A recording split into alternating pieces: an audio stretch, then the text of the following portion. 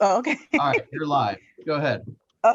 Okay. Well, I got a call off a lead yesterday from realtors.com, Yep. and he was calling about a home that was listed in my area. So it was a 10-day financing that the agent was marketing. They said 10 days to close if you use her preferred lender. So I had a discussion with the potential buyer on the phone, and then I contacted the agent, and then of course she sent me the voicemail, and then I sent her a text as well, letting her know why I was contacting her. And Right. all she responded was to let me know that the house was available, but the guy's in New York and all this fancy stuff, but he has a family here. He pretty much was just trying to see the house. Yep. So when I reached out to the agent again, she called me and let me know that she spoke with the guy and he had another agent here that he was working with. I thought I had a buyer pretty much, and I didn't. But Okay. that's the first question I asked him, is if he was working with another agent, and he told me no. So it was just one of those situations where he was out of state, but he had a family here that was going to work with him. And then there was a 10, she marketed it as a 10-day program, but then she told me they're not going to be able to close before January 8th. It was just a lot going on with that transaction. Yeah, gotcha. I mean, we want to be able to have those conversations and like, within a span of probably 10 minutes, you were like super high and then super low. Like we want to be so natural at having those conversations that it doesn't even, it doesn't affect us that much. It's like, oh, got a buyer. Okay, great. Let me get work. Or, oh, that didn't end up working out. Let's keep moving. Right. Yeah. We don't want to get so married to our prospects that we allow the energy of our day to get ruined if things don't work out exactly the way we want to perfectly. Yeah. One way is instead of like blatantly coming out and saying like, do you have a realtor? Right, to a buyer, Mhm. you could ask questions like, so how long have you been in the market? Have you started to see some properties in person? These kind of Well, questions. I There's a did bit of with a, me and his initial contact. Those were the questions I asked up front. Because when he told me 10 days to close with the financial, well, with the home being financed, I said, well, let me talk to that agent first. 'Cause I said, because that's really not a typical situation. That sounds like a yeah, cash transaction. And then when I talked to her, that's when I found out it was going to be January 8th. It's a traditional transaction, really. yeah. So we could go in a totally different direction and talk about, kind of not accurate marketing to get the phone to Hmm. ring. But let's just say that's not something I would advise. Um, but like every experience we have, we're going to learn from. So you're only going to learn from the experiences when you take a step out of your comfort zone and you make the calls, you meet with the people, and you hear what people from the public how they operate and what's going on. Remember in the my 36-12-3 class from a few weeks ago, the people that are doing the prospecting, and particularly the prospecting, but also a little bit of the marketing, is we are the closest to the real estate community, right? The people that live in that area, and we are oftentimes the first people to know about kind of shifts in the market or shifts in the mindset of people in the market because we're having a lot more conversations than the average agent is. Yeah. All right, let's spend just a couple of minutes with any Q&A from yesterday. Was there any, I pretty much kind of finished what my main objectives were for, kind of what to do with the seller. What questions still remain? So you got through photos and setting up expectations and setting up a system for feedback. Yep, Um, and then I guess we never really, kind of put a bow on it. yeah, not kind of So, wrapped it up pretty. so, um, so there's a buyer checklist and a seller checklist in both both of those are in the Google Drive. Okay, and where I got to yesterday with like making sure the pictures are edited properly, and Pam talked about putting them in and writing commentary below each picture and copying it to Georgia MLS and all that. That's basically, once you do that, assuming the house is ready to go, you're ready to list. Okay, so at that point, you look at the comps one more time. With the seller, make sure that nothing else has popped up into the market that would cause you to question the price that you and that person have agreed to. Go ahead and put the number or put the final terms into the listing agreement. send it off for signatures. Now you have permission to market the place. So that's when you put it into the system. As far as the feedback goes, you want to let them know, hey, you can expect to hear from me at least once a week with feedback. And there may be some feedback that you love hearing, and there may be some feedback you don't love hearing. But my job is to share the information with you, right? I'm just the messenger here. I'm the one helping you understand how the market is responding to your asset that you don't want anymore. Okay. And then you're live, right? So you're receiving phone calls, you are setting up showings, you are calling or emailing or texting for feedback. You're sharing that with the seller in a systematic way, meaning consistently, like at least once a week. Remember, you want to know from the seller, hey, how frequently would you like updates? If they say I'd like them twice a week, then do it twice a week, right? If they're like, hey, I want them on the hour every hour, say, how about once every other day, right? You got to make sure that you don't spend your entire day monitoring calls and showings on that one listing. Your job is to put it in the system, go find another one. Okay. So that begs my other question. I took a class on Remine on FMLS. Okay. About how to put contracts in FMLS and have all of the documentation through FMLS, but that's apparently, I'm hearing that's not what we do. We do it all through Command. Does it have to be in FMLS? Does it just have to be in Command? I mean, I don't have clarity around that. Okay, you're kind of referring to two different things. That's a good question. I want to make sure everyone's clear on that.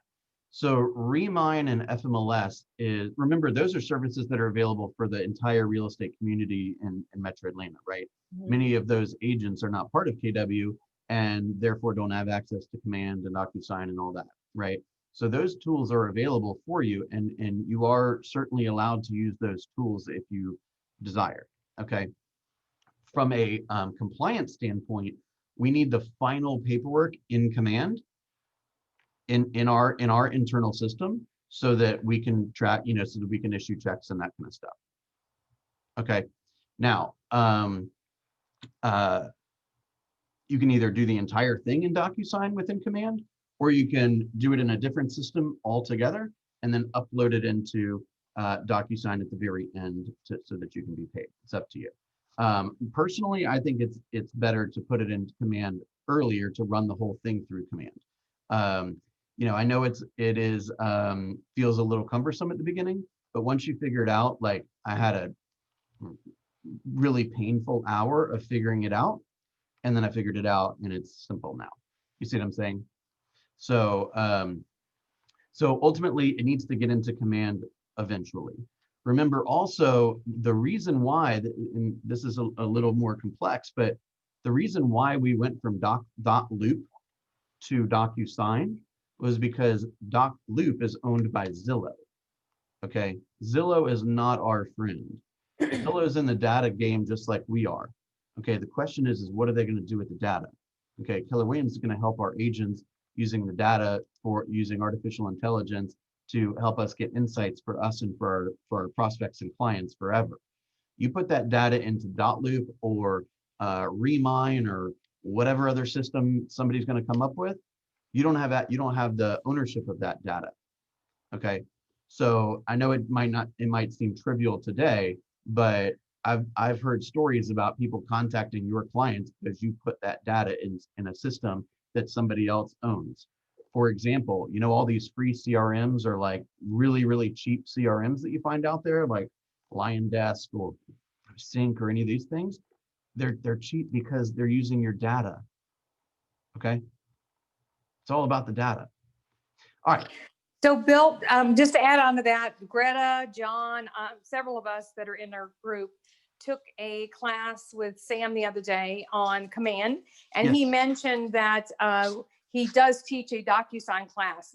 The sooner he teaches that, and once again, the better for all of us, probably. So if you can get in his ear and go, hey, they'd love another Docusign class, that would be fabulous. Got it. Remember that he does a class every Friday on tech and social media from 11 to 12 just for PC people. So it's the PC people from this group and Chat North and Alpharetta. So 11 to 12 every single Friday. He does that. And remember, I know the answer to a lot of our questions is watch a video, but he has an entire YouTube page that is dedicated to Command.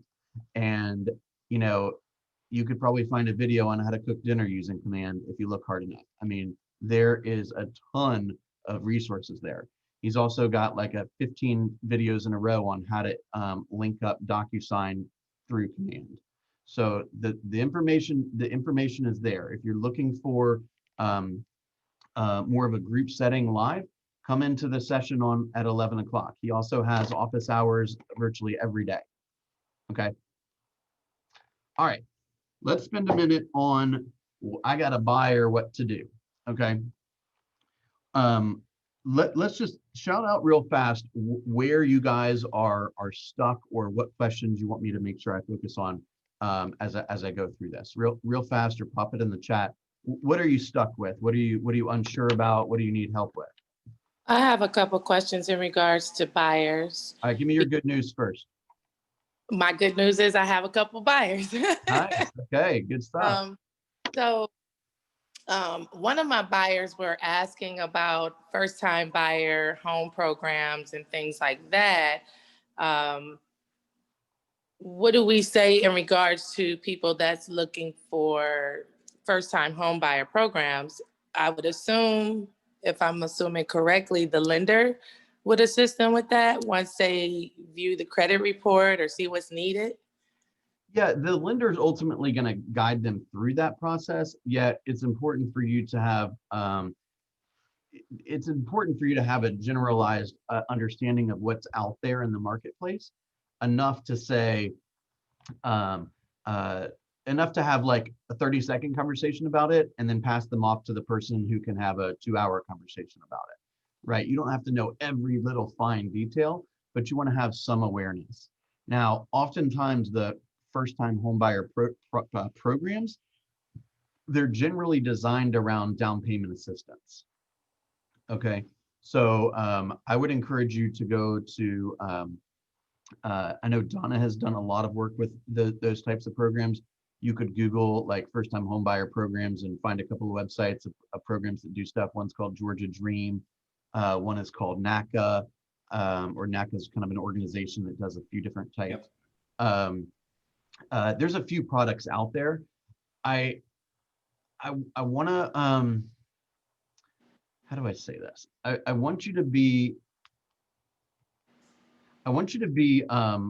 gosh, they're really tough transactions, okay? Especially in this environment, right? If you have a first-time home buyer that needs down payment assistance and needs credit repair, and you know is gonna get money from NACA and has to get a bunch of closing costs and stuff, and they're just, it's a really tough environment for a buyer like that right now, because oftentimes they're like 200 and lower, or 250 and lower, and they're going to be competing against cash offers left and right. They're going to be competing against 50 offers at once.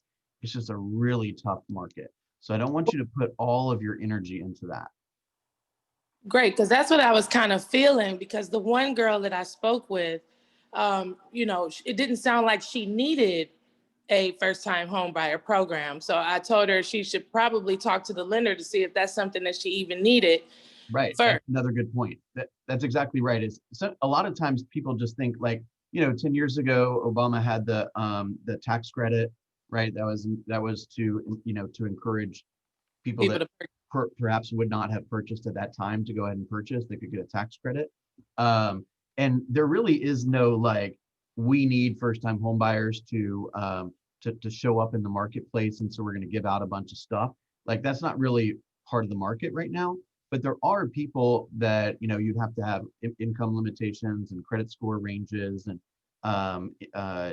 you know, there's a lot of other qualification criteria that would either qualify or disqualify somebody from buying using a program like that. One of the very first things I would do is get into a relationship with a couple lenders that have an awareness of what those programs are and are constantly looking for updates, and then be prepared to say, yeah, there's generally a lot of guidelines around those programs. They are available. Sometimes and I've had clients have great success with them. I've had clients that, it's a little tougher of a transaction. I want you to speak to an expert about that. And here's my lender's contact information. Boom. That's what I did. Yay. All right. Okay. Cool. Perfect. Okay, so I have a buyer. Go ahead. I got her contact information for the lender, and that was my second question. When they have credit questions, we refer them to the lender. Yes. However, you do it in a way where you want to help them understand that right away they're getting a kind of a team approach. Okay. So, you have the real estate stuff, I'm going to be the expert on. The financial stuff, this person's going to be the expert on. So we're going to take care of you. We're right. So we're assembling our team here. Okay. So if you're trying to figure out, what you qualify for and what the payment would be and what the down payment requirements and all that would be, what the closing costs should be, how long it takes, what my credit score is, and if it's good enough, all that stuff, we're going to put you in touch with the lender for that. Okay. That's not my area of expertise. And quite frankly, some of that stuff might be personal for you, and I totally respect that. So we're going to have you talk to this person about that stuff. Once we get the news from that person that says we're a go, then I will say, okay, we're doing an FHA loan, 3.5% down. This person can afford $300,000. They understand what the payment is. Everyone's happy. Let's go find the product. Right. One more question. So one more thing real fast before that. So the same concept goes with the attorney. The same concept goes with the home inspector. The same concept goes with the radon guy. We're a team. Okay. My expertise is in this lane. Okay. Your expertise is in this lane. And my additional job is to be kind of the ringleader, the choreographer of the behavior and activities and work of all of the other vendors. Okay. So where would the buyer brokerage agreement come in? We'll come back. Yeah, I'll get there in the process. Okay, thank you. All right, cool. So I got a question, one more question about that I've got to ask. I have an issue where I've handed off a potential buyer and I've had discussions with the lender and the buyer's credit is not where it needs to be. Yep. And I have a question around a timeline. How long, like I was told that the lender would contact my buyer and then loop me in and we could start doing some things to repair that. But I haven't heard anything. How pushy do I need to be? What's an average time limit that I can expect? I would have thought within a week that the lender would have contacted my buyer to let him know this. And no. All right, without telling me who the lender is, that's unacceptable. Okay. So how long should it take? The initial contact? No, we've had the initial contact, but the contact where this lender has to tell my buyer, you don't pre-qualify. Yeah, so, and then they say, can you help me? This is our plan. How long does it take for them to share a plan with the buyer? Yeah. Like a half of a second. So I've been waiting a week and a half and nothing has happened. You're fired. Okay. Okay. All right. Hey, I need to make sure that you're not in the hospital or on the side of the road somewhere because do you need me? Because if you're not in the hospital on the side of the road or somebody that you love is not in the hospital or on the side of the road, that's unacceptable. And that'll be the end of our relationship. Okay. Okay. So with that said, I cannot stress to you how important it is to work with A+ players. Okay. My next question, how do you come in contact with A+ lenders? The quality oftentimes is in the quality or in the quantity, right? I mean, I believe I've had great experiences with Kathy and her team. I've had great experiences with other lenders. Okay. You always want to try to give them the benefit of the doubt, but you need to make sure that when you make a promise to the buyer, hey, I'm adding somebody to our team here who's going to help you prepare to purchase a home. I don't care if it takes a month to prepare or 10 years to prepare, but I want to know. Okay. So the second you see that somebody is not performing to the caliber that you need a partner to perform to, you have to have a conversation with them.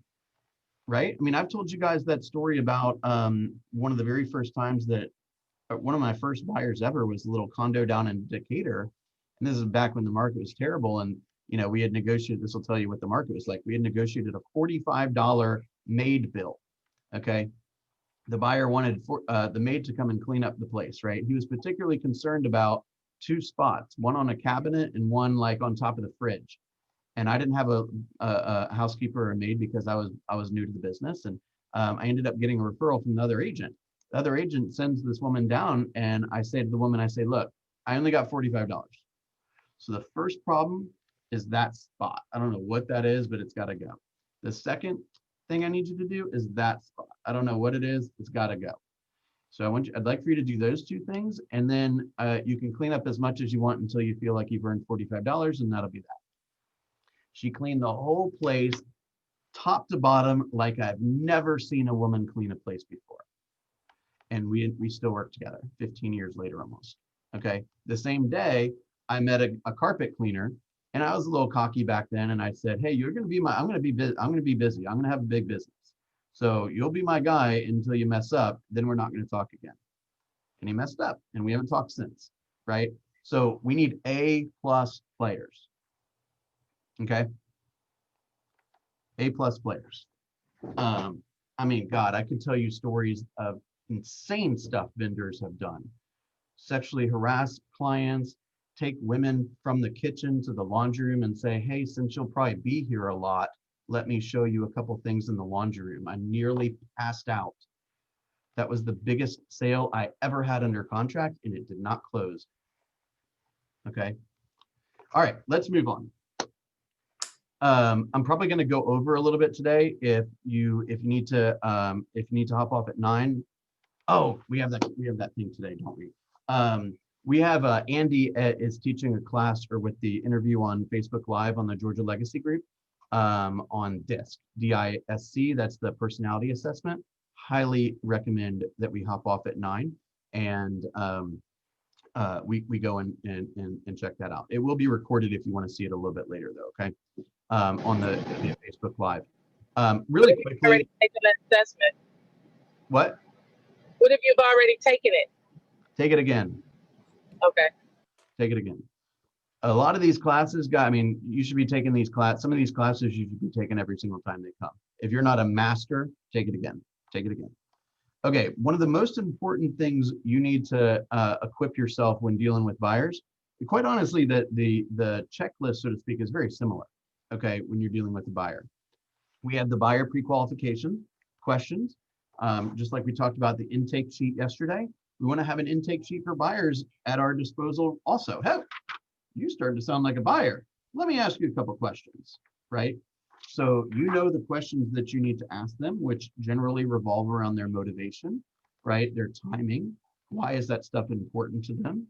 Have they seen some properties in person?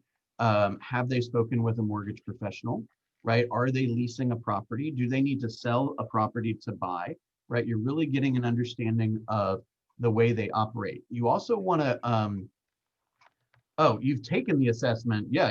You definitely need to be in the class then. The class is a discussion of how to use your assessment to be as productive as possible and how to use the knowledge of the assessment to interact with your potential customers. Okay, absolutely, you should be in that class. Okay, now, so you are gathering this information. Remember that this is a very stressful time for buyers. Okay, they're spending money, probably the biggest check they'll ever write. They've almost certainly had friends that have had lousy experiences with a realtor. They are seeing movies where the house, you know, they buy the house and the thing starts falling apart, right? They're nervous. They want to make sure that they're taken care of. So your primary job is to let them know that you're going to take care of them. You're going to listen to their needs. You're going to respond to their questions. You're going to get them all the information they need, whether it comes from you or whether you need to do some additional research before you deliver those answers, okay? Your job is to help them through the process, making sure all the decisions they make are strategic and ultimately benefit them and their family from a financial perspective or from a lifestyle perspective. Okay, oftentimes you want to go a little deep when you're asking some of these questions. When they say, I want a big yard, you want to get a little bit more specific than that. So a big yard means a lot of different things to a lot of different people. What does it mean to you? Okay. If you grew up on 200 acres, a big yard is 150 acres, right? If you grew up in an apartment, a big yard could be a little square of grass outside of a townhome. Okay. So we got to understand what they're saying really means. What do they mean by that? Okay.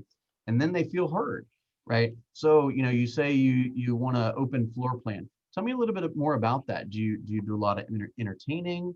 Do you, does an open floor plan mean the dining room opens to the living room? Does it mean the kitchen opens to the dining room? Does it mean, walk me through what exactly that means. Would a 2-story family room be helpful? Is that something you like or don't like, right? You want to try to assess what are the things that they absolutely have to have versus the things that they would like. Okay, so I need to have a master on the main because of blah, blah, blah, blah, blah. Okay, that is, they're not going to buy a house without a master on the main. Okay, but I would like to have a dual vanity in the hallway, in the bathroom hallway for the kids. Well, let me ask you, if we found the perfect home and it didn't have a dual vanity, would you consider buying it? Well, yeah, probably. Okay, then that's not something we want to identify on the search criteria. Make sense? So we want to have a buyer present. We want to get in front of them as quickly as we possibly can. Okay, and do the buyer consult. There's videos on our YouTube channel about examples of what that buyer consult looks like, which is a lot of what I've already said, a lot of deep questions, a lot of trying to understand their lifestyle, understand their budget, understand their timing, understand how they want to be served. Remember, we got to serve our buyers as well. If you want to educate them on the marketplace a bit, hey, almost 40% of homes are selling at or above list price right now, almost all of which seem to have multiple offers. How do you feel about that? If I help you find the right home, and it seemed reasonable to spend more than list price on a home, would you consider that, right? You want to explain the contingencies. You want to explain the process. You want to guide them through everything, okay? I cannot stress to you how important a buyer seminar is.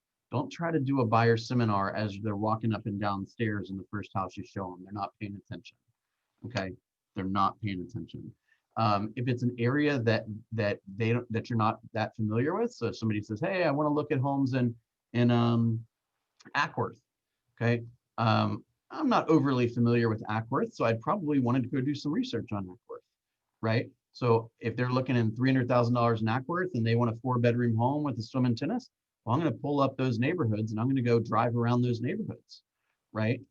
If I show a home and it has a swim and tennis in the community and they want to see the swim and tennis, if after they see the home, if I say, they're like, well, where's the swim and tennis? How far is it to the swim and tennis? I'm like, well, I don't know. I could look it up. That doesn't make it appear like you're the expert, right? You want to be able to say, oh, the swim and tennis is down that street. You want to follow me and I'll drive you there? You see what I'm saying? So how intentional are you being with learning what you need to learn so that you can quickly share that information with the seller or with your buyers? Okay, now, of course, you're going to talk about buyer brokerage agreements. We've talked about that a little bit on how to present that and how to deal with any objections. I generally do not get a buyer brokerage agreement signed before the buyer seminar. You haven't even got a chance to express your desires to them, okay, and the way you work to them. I usually will share a blank one with them at the end and ask them to review it after I've explained the purpose of it. And the next time we can discuss officially partnering up by having that signed. Okay. I obviously know we're a little rushed today. So why don't we do this? I'm going to, let me kind of take stock of our schedule for tomorrow. And I'm not positive we'll do the neighborhood nurture or not. Let me kind of try to play around with the timing a little bit. And I want to make sure that that we really wrap up the seller and the buyer stuff. I know we kind of went in a lot of different directions today. Don't forget our launch mastermind is tomorrow at 1 o'clock from 1 to 1:30. I am teaching the class, the 3612-3 class, FSBOs and expireds on Friday. So that's on kwroswelltraining.com. I'd love for you to come. Even if you've not enrolled in 3612-3, you can be my special guest. And we have a success series tomorrow from 12. I'm finalizing the guests still, I'm sorry. Let's go to the Georgia Legacy Group Facebook page and learn more about the DISC profile. Okay. Okay, All right. Bill, I'm looking forward to the neighborhood nurture, so let's not put it off too Yep. long. Yeah, I got you. I'm Thanks. doing my research. My assistant's setting a bunch of it up. It'll happen. Trust me. All right. I'll see you guys over at the Facebook page. And for those that have not done the survey, please do the survey. Okay. I'm trying to do a lot of planning for this year, and I really, really want to hear your feedback. Okay. Have a great evening.